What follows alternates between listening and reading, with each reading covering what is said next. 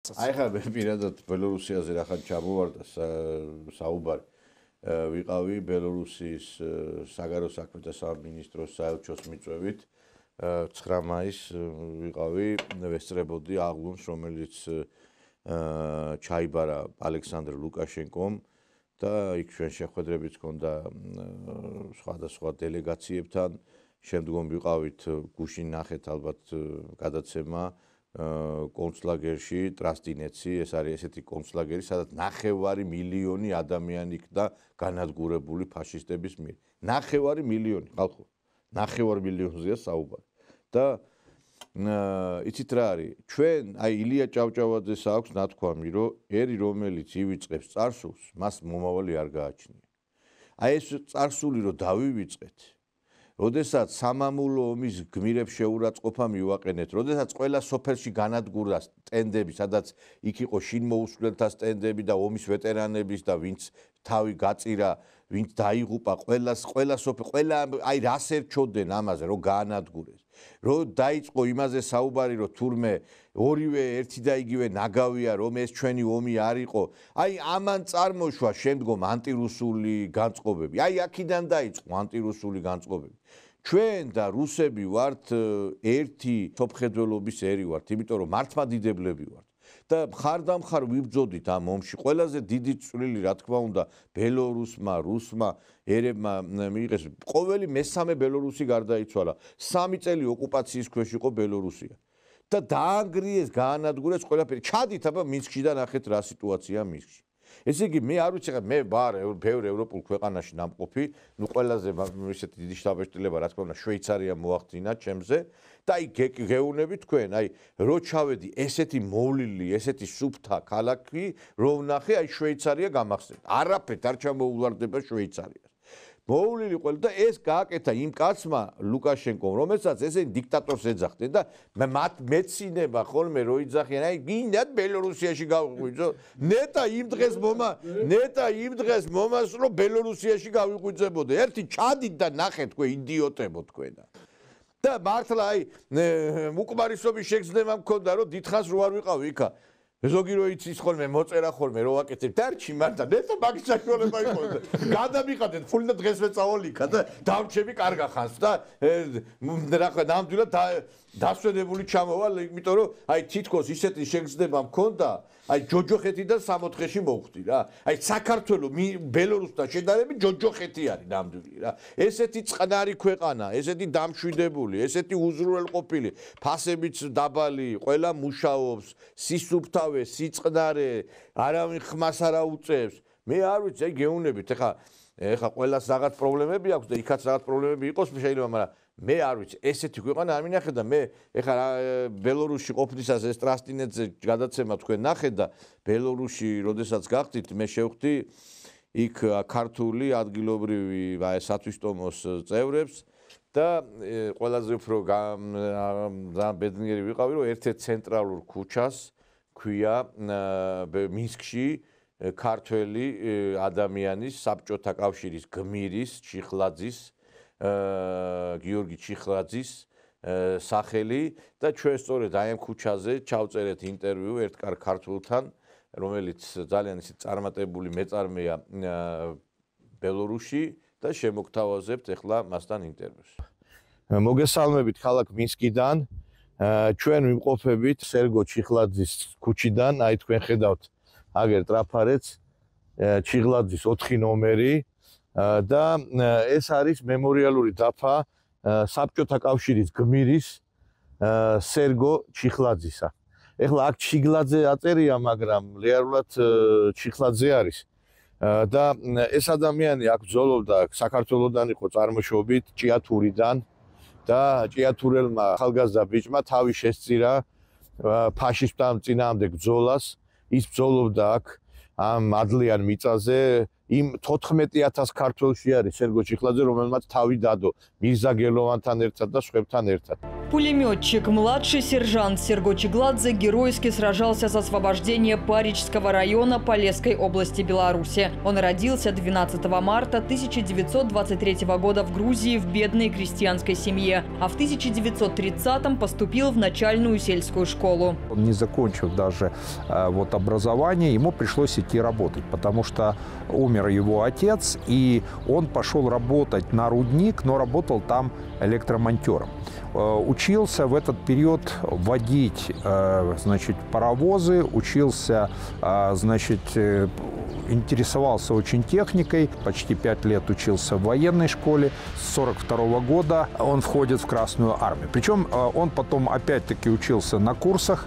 И когда он учился на курсах, ему дали звание младшего сержанта. Воевал на северо-западном, Брянском и Белорусском фронтах. Хорошо разбирался в конструкциях пулеметов. 1 февраля 1944 года с группой разведчиков получил приказ провести разведку в окрестностях деревни Дуброво в Светлогорском районе. Бойцам удалось пробраться в тыл противника и выйти на позицию, с которой деревня отлично просматривалась. Из пулемета они открыли огонь по засевшим в деревне гитлеровцам. Когда закончились патроны, били врага его же оружием из захваченного пулемета. В этом сражении Серго уничтожил более 70 захватчиков и, несмотря на ранения, поле боя не покинул. Будучи раненым в ногу, он оставил даже себе гранату для того, чтобы взорвать себя в случае, если немцы его окружат. То есть было повторение бы такого подвига, может быть, Марата Казея. Но его, сумела подойти подмога, и они отошли. Однако отсрочка была недолгой. На следующий день Серго снова в бою. Уничтожил 2 пулеметные точки и до полусотни солдат противника. Погиб от прямого попадания снаряда. Ему было всего, и по одним данным 21, по другим данным 23 года. Он был очень молодым человеком, когда он погиб, сражаясь за территорию Беларуси. Его посмертно ему было присвоено звание Героя Советского Союза. На этот момент я тоже хотел бы обратить внимание. И затем его память очень сильно в Беларуси сохраняют. Улица в честь Серго Чигладзе, названа во Фрунзенском районе. Там есть памятная мемориальная доска. Именем героя названа улица не только в Минске, но и в агрогородке Дуброво, где и погиб Серго Чигладзе, сражаясь за нашу землю и общую большую родину. და მე მიხარია რომ ერთ-ერთი ცენტრალური უბანი არის ეს და აი ამ ქუჩაზე არის ახლა იმიტომ მოვედი ჩვენ რომ ეს მემორიალური დაფაც აქ არის გახსნილი და აი ახლა 9 მაისს აქ ყვავილებით შეამკეს მისი ეს დაფა ახალგაზრდა პირტიტველა ბიჭი შეეწირა фашизмის წინააღმდეგ бრძოლას.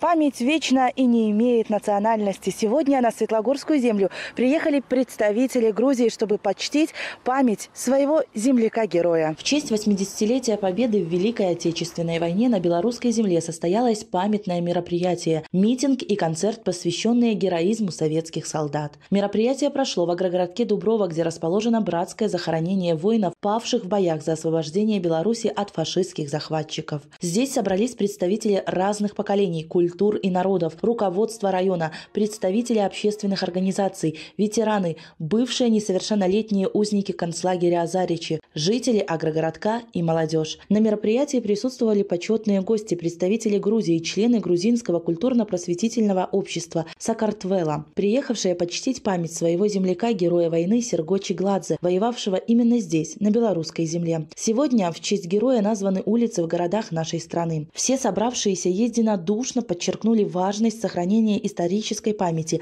о событиях тех трагических лет. Вы знаете, сегодня поистину исторический день, когда мы очередной раз испытываем гордость. Во-первых, за нашу страну, за нашу родную Беларусь, где помним, где почитаем, где дорожим своими традициями и историей. Это святое место. Здесь можно говорить на различных языках. И знаете, я объездил много стран мира. И не передать словами, как хочется всем сказать, приезжайте, учитесь у нас. Учитесь от нас, как надо правильно жить, как надо правильно воспитывать будущее поколение, чтобы не забывать свою историю. И я низко кланяюсь всем местным жихарям за то, что они так свято вот охраняют это место. Ведь сегодня трудные времена, сколько родственников в разных уголках мира, они не могут себе позволить приехать. Я, если можно так сказать, могу взять на себя смелость, я за всех них низко кланяюсь местным жителям, руководству, простым людям, вот этим бабулям, которые пришли, каждый год приходят, и им в любви признаются как мои грузины, так и армяне, и азербайджанцы, и туркмены, и евреи. Представитель всех, я боюсь кого-то не назвать, потому что их много. Здесь весь интернационал на нашей родной белорусской земле.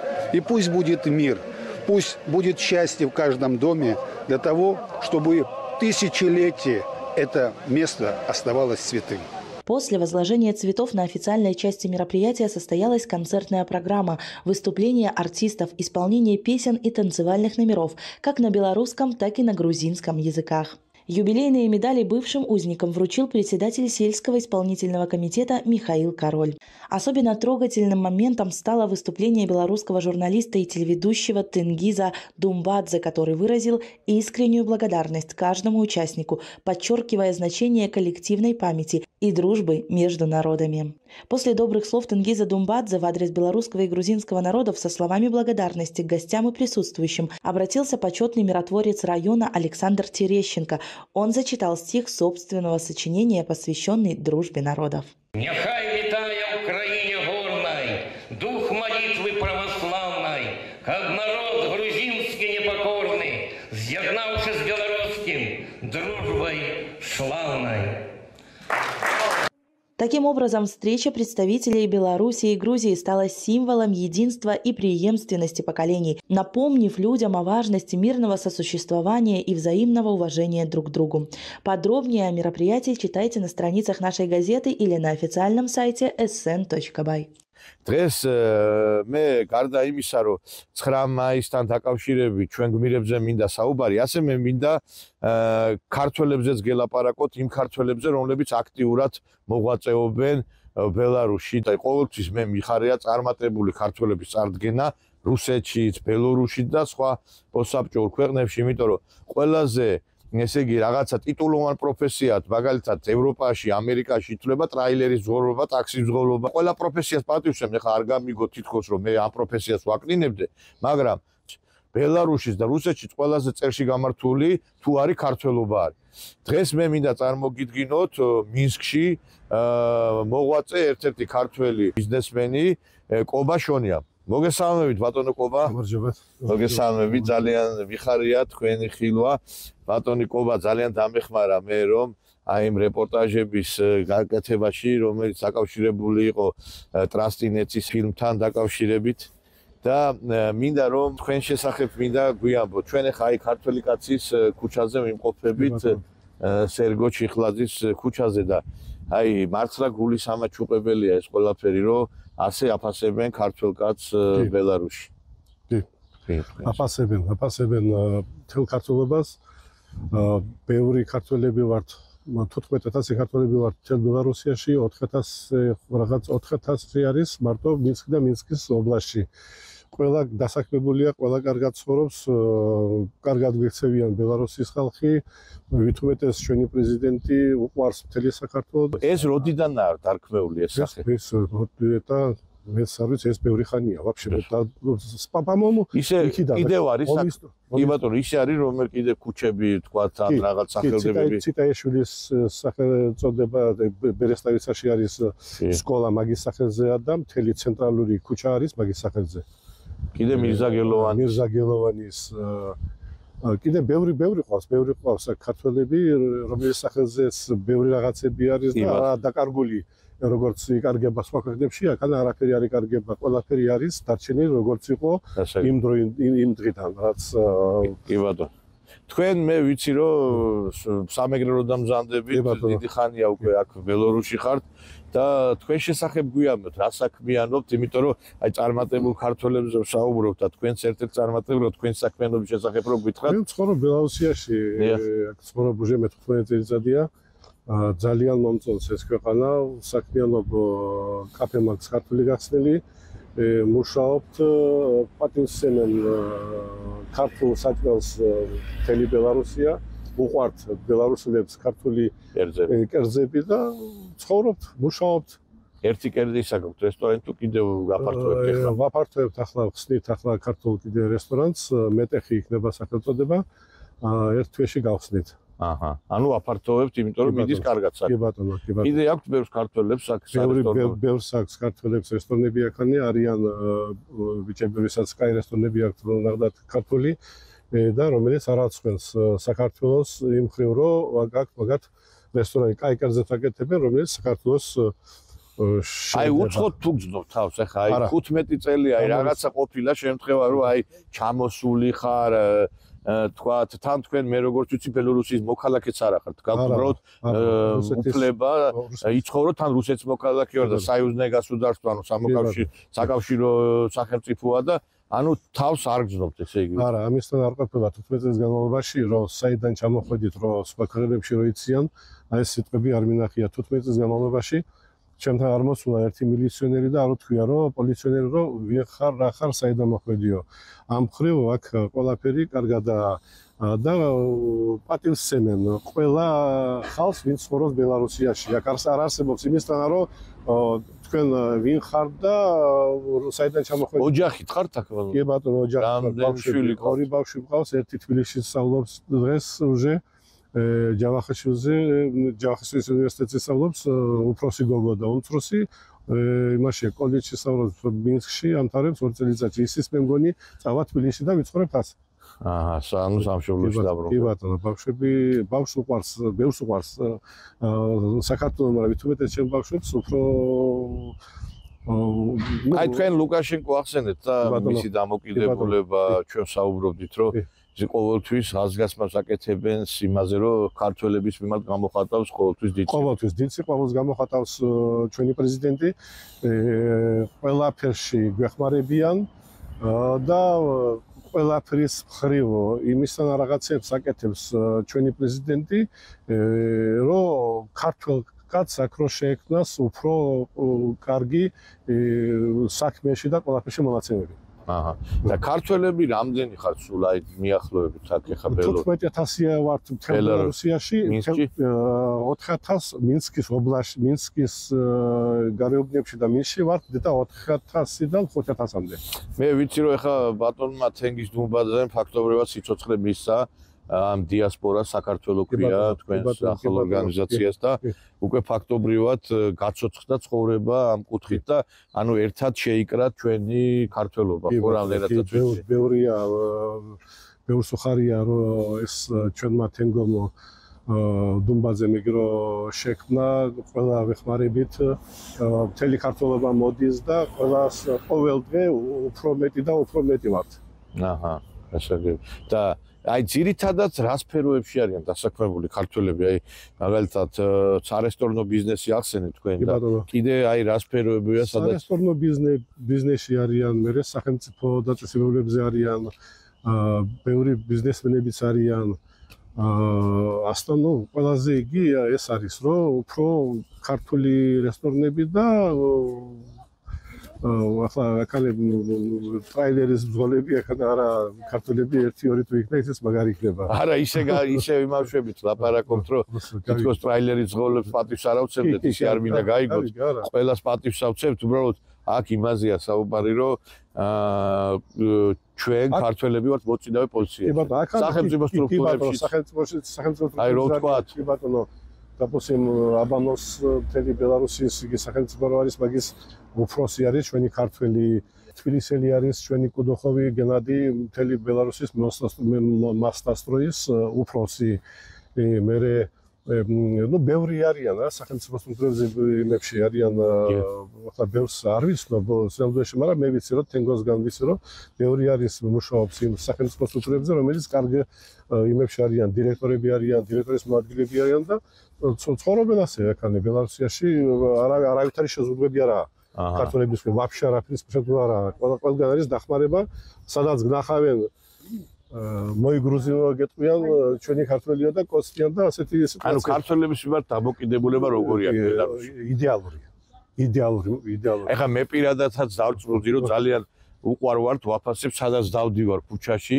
აი ქართველების მიმართ იგრძნობა განსაკუთრებული სითბო რა, იმიტომ რომ აი რო გაიგებენ ქართველი სხვათა შორის ბევრი არის უკვე ჩამოსული. აი ჩვენ ვიყავით ბათუმში, ვიყავით თბილისში, ყველა იმას ამბობს რომ კიდე უნდათ საქართველოში ჩამოსვლა და ჩვენ ოდითგანვე პრინციპში ქონდა მათთან კარგი დამოკიდებულება ბელორუსებთან და ყოველთვის ლუკაშენკო ჩვენთანაც ძალიან პოპულარულია და ბელარუსიც და პირადად მე ძალიან დიდ პატივს მთელ ბელარუსიას უყვარს საქართველო და მithumetes ჩვენ პრეზიდენტს უყვარს და მაგარ პატივს ქართულ ხალხს. აი ხა მე მაგალითად შევედი სასურსათო მაღაზიებში რამდენიმეში და იქ აღმოვაჩინე ნუ ეს ჩვენი ბორჟომი, ნაბეღლავი, იქ ყულა, რაღაც პროდუქტები. აი თქვენ მაგალითად როგორ ფიქრობთ, ამ ბაზარზე შემოსვლის პოტენციალი კიდევ არის თუ არა, რომ აი ჩვენ ბიზნესმენებს რო უთხრათ, რომ რაღაცა უფრო მეტი შეიძლება, მე მგონი რომ ჩვენ აქ ვიაქტიუროთ. კი ბატონო, ბელარუსელებს შემოაქვს მე ვიცნობ ბევრ ხალხს, ბევრ ბელარუსელებს შემოაქვს აქანი წყლები, ჩვენი ლუდი შემოაქვთ, ჩვენი ბელარუსებს თუ ქართველებს? ბელარუსებს შემოაქვს, დაჟე ბევრ ბელარუსებს შემოაქვს. ხო და მე მგონი მაგის პრობლემა არ იქნება აქ შემოტანის თუ ფასში თუ ფასი თუ აი ფასი თუ იქნება, მე მგონი მაგის პრობლემა არა. იგივე ალკოგოლური საწმენდები. კი ბატონო, შემოაქვენ ბევრი შემოაქვთ აქანი ბევრს აქვს. პრინციპში ხა ჩვენ ვერ დავიკვეხნით ბელორუსიისგან განსხვავებით იმითი რომ ბევრამეს ვაწარმოებთ ეხლა აქ ტრაქტორებს აწარმოებთ, ტროლეიბუსებს, აცივრებს, ტელევიზორებს, სარეცხი ბაქარებს, რა ვიცი მე თვითმფრინავის გარდა მე თვითმფრინავს თუ აწარმოებ არ ვიცი თვითმფრინავის გარდა ყველაფერს აკეთებენ აქა და გუშინ ეხლა აი პარადზე ვიყავით და აი რა გაოცებული ვარ მართლა აი როგორი აი სისუფთავე არის, როგორი წესრიგი არის აი ესეთი აი მენტალურად არიან ესეთები ხა აი აგერ უყურებ ჩვენ ხა корпуსები არის ხო აი მინდა რომ ვაჩვენოთ ახლა აი корпуსები არის და ჩვეულებრივად ხო ძველი არის საბჭოთა корпуსები არის კი ბატონო ესე იგი რა მიკვირს იცი რა ხა ჩვენთანაც ახლა აი ჯერ როგორი სუფთად არის ყველაფერი წიკწიკებს ხო ესე იგი გადმოდგება ვიღაცა გადმოაგდებს ამ ნამწვავს დააგდებს გადმოაგდებს ნაგვის იმას პარკს აქ ასეთი მენტალურად აქ ხალხი სხვანაირად არის განსხვავებული. კი ბატონო, ასე აქანე არა.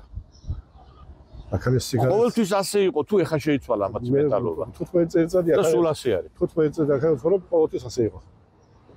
სიგარეტს არ აგდებენ მაქირო. ჯერ სადარბაზო აიღე. ეხა თბილისში რემონტს რო გააკეთებს კაცი, დაანგრევს ყველაფერს. კიბიდან დაწყებული ლიფტი, დაანგრევს ყველაფერს, ოღონ თავის სახლში რო შეხვალ ეს კარგი. ანუ მისი ქვეყანა და მისი სახლი არის მარტო სამშობლო და ყველაფერი. სახლად არ თulis იმ სადარბაზოს, კიბეს, კაი სახლის თუთლი მარტო რო შენი სახლია. ბიჭო, იმ ისასვლელ სახლამდე უარდა დაანგრიო ყველაფერია რა. აი რო შევდივარ რუსეთშიც კიდე ბელარუსში, ისეთი მოწესრიგებული სადარბაზოები არის. ეს ხო აი ელემენტარული, ეხლა ესეც ხო ხელისუფლების ბრალი არ არის პრინციპში, რომ ეს ხო ხალხის მენტალობა უნდა იყოს. ხალხის მენტალობა, конечно. ხალხისაბა, ხალხია თვითონ ასეთი, სისუფთავე უყვართ. და თვითონ აკეთებენ ისე საქართველოში ყურაპირებ დაბრუნებას. კი ბატონო, გეგმავ, конечно, საქართველოში. აბა სადღაც წავიდე. არა, ბიზნესის გადმოტანა, ბავშვების დამთავრება, სკოლა, ცოტა ხნის გაჩერება და ყველა ქართველი ვრუნდება თავის სამშობლოს. დიდი მადლობა, წარმატებები მინდა გისურვოთ და აი ბატონი კობას სახით მე მინდა რომ ყველა ქართველს მოვეფერო და მადლობა უთხრა ვინც ბელორუსში ცხოვრობს, იმიტომ რომ იცით რა არის, ჩვენ საერთოდ როგორი ერი ვართ, იცი აი, ცოტა თანადგომა გვიჭირს ერთმანეთის რა. აი არის ესეთი თქმულება, სადაცო ქართველი არისო, იქ უნდა მოერიდო, მოწყვეტზე. ეხლა ამერიკაში მოხდა ეგეთი ფაქტი, ერთმა ქართველმა დააყაჩაღა ქართველი და მოკლა კიდევაც მთელი ოჯახი. ეხლა იცით კიდე ქურდო მე არ ვიცი ახლა ბელორუსში როგორ არის მაგრამ მე ერთ რამეს ვეტყვი ამ ჩვენ თანამემამულეებს ბიჭო ისედაც ცოტანი ვართ ეს ქართველები და მოვეფეროთ ერთმანეთს რა აი ახლა სომხები აზერბაიჯანელები ერთმანეთს გვერდში უდგანან კაცო ეკლესიებს აშენებენ აქ არ ვიცი ახლა როგორ არის აქ აშენებთ თქვენ სომხები აშენებენ არა მე ქართველებზე მაქვს სომხები აშენებენ ხო თორე ქართველებზე მაქვს საუბარი და ამიტომ მინდა რომ ყველას უთხრა ახლა ახალი თავმჯდომარე ყავთ თქვენ ბატონი თენგი და იმედია რომ ის ამ კუთხითაც ბევრ რამის გააკეთებს და იაქტიურებს და მინდა რომ გვერდში ვედგათ ერთმანეთს ქართველები იმიტომ რომ პატარა ერი ვართ და ყველა უნდა ჩავჭიდოთ ხელი და ქართული საქმე ვაკეთოთ ბატონო წარმატებები ბატონო გობა ტაბატბედის გაიხარ კარგად იყავთ დიახ მეგობრებო აი ესეთი წარმატებულები არიან ქართველები ხა არ ვიცი პატივისცემა ჩვენც ვიყავით საპრეზიდენტო არჩევნებზე ბატონ ლუკაშენკოს არჩევნები იყო დამკვირვებლებად ვიყავით ბატონი მამუკა ერთად ვიყავით და ანუ ის პატივისცემა რომელიც ჩვენ ვიგზენით ბელორუსელი გნებავთ ჟურნალისტები, გნებავთ ჩინოვნიკები, გნებავთ დეპუტატებს, ძალიან ბევრ ადამიანს შევხვდით და ხაზგასმული პატივისცემა იყო და ხაზგასმა და მოლოდინი, იცით რისი მოლოდინი? როდის დაგვიბრუნდებით? ანუ აი ეს ნოსტალგია. მე ვფიქრობ, აი მე ერთხელ ვიყავი ერთ კონფერენციაზე, მე ვიღაცემა დაამახინჯეს ჩემი განცხადებები. მე ვფიქრობ, საქართველოს უნდა შევიდეს იმ კავშირში, რომელიც ქვია რუსულ-ბელორუსიული ეს სამოკავშირეო სახელმწიფო არის ჩვენ თუ აქ გავერთიანდებით საქართველოს იქნება დაცული სამუდამოდ. თითოეულ ქართველს აი მინდა გითხრათ რომ აი ცოტათი ძვირი იღებს ბილეთები თვითფრინავის მაგრამ ჩადით და ნახეთ აი რა შედეგი მოაქვს რუსეთთან ურთიერთობას. ხარ რუსეთთან და ყავს ჭკვიანი ლიდერი. ხარ აყვავებული ქვეყანა. ხარ დასავლეთთან, ხარ დანგრეული, გაპარტახებული. აი ჩვენ ვართ აგერ დასავლეთთან 30 წელია ქორწინებაში და დავიქეცით და დავინგერით. და აგერ არის ბელორუსია, რუსეთთან მაზის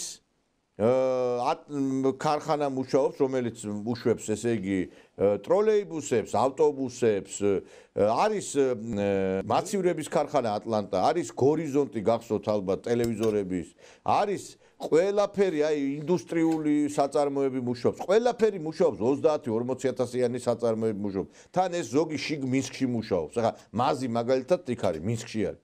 და ეს ყველაფერი ამ კაცმა მიაღწია იმითი, რომ რუსეთთან აქვს ღრმა ფესვები. და აი ომის თემატიკაზე მინდა, როდესაც მე 9-ში ვიყავი, ყველგან იყო მთელი ქვეყანა მომიცოცხლობდა, აი შეხვიდოდი სადღაც სავაჭრო ცენტრში, მუსიკა უკრავდა და მაგალითად აი ახლა მე ვიყავი ერთ-ერთ სავაჭრო ცენტრში, ცენტრალური სავაჭრო ცენტრი არის, მივედი აი ახალგაზრდა გოგონა როგორ მღერის აგერ ნახეთ.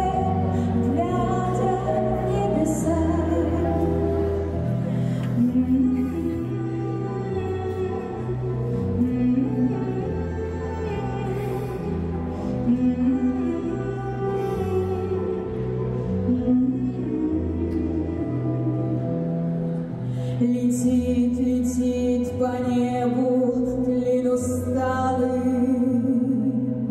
летит в тумане на исходе дня. И в том строю есть промежуток малый, быть может, это место для меня. Настанет день и журавлиной стаей я полечу в такой же сизой мгле. Из-под небес по птичьи окликая всех вас, кого оставил на земле.